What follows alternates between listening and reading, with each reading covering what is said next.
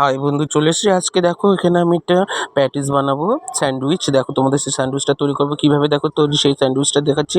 এখানে ফার্স্টে একটুখানি আলু সেদ্ধ নিয়ে নেবে, একটু পেঁয়াজ, লঙ্কা কুচি, শসা কুচি, টমেটো কেচাপ, আর একটু দেখো ঘরে একটুখানি মাংস রান্না হয়েছিল, সেই মাংস দিয়ে একটুখানি মাংস নিয়ে নিয়েছি। তারপরে এক এক করে মধ্যে টমেটো সস, একটু সোয়া সস, একটুখানি ওই যে চিলি সসটা, একটু ধনেপাতা, একটু লবণ দিয়ে ভালো করে ম্যারিনেট করে নেবে, ভালো করে চিনি দিয়ে একটু লবণ দিয়ে ভালো করে মাখিয়ে আমাদের তৈরি হয়ে গেলো পুরটা।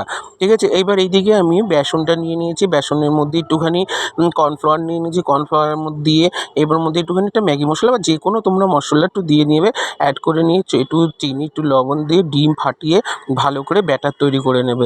ব্যাটার তৈরি হওয়ার পরে এখানে আমি ব্রেডটা কেটে নিয়েছি। ব্রেডটা কেটে নেওয়ার পরে দেখো এখানে আমি যে পুরটা করেছিলাম সেই পুরটা আমি ওই ব্রেডের মধ্যে দিয়ে দিচ্ছি। ব্রেডটা আমি একটু তিন কোনা করে কেটে নিয়েছি। নেওয়ার পরে এই ব্রেডটা আরেকটা ব্রেডের উপরে আমি চাপা দিয়ে দেবো। দিয়ে আমার দিয়ে যে ব্যাটারটা গোলা আছে সেই ব্যাটারটা এবার একটু উপর দিয়ে একটু দেখো টমেটো কেচাপ দিয়ে দিলাম, যাতে একটু টকটক ঝাল ঝাল মিষ্টি মিষ্টি লাগে। তারপরে দেখো আমি ওই ব্যাটারটার মধ্যে গুলিয়ে এদিকে তেল গরম বসিয়ে দিয়েছি। তেলটা গরম হয়ে গেছে, এক এক করে ছেড়ে দেবো। দিয়ে দেখো আমাদের তৈরি হয়ে গেছে স্যান্ডউইচ। কি বন্ধু, তাড়াতাড়ি হয় না, চটজলদি।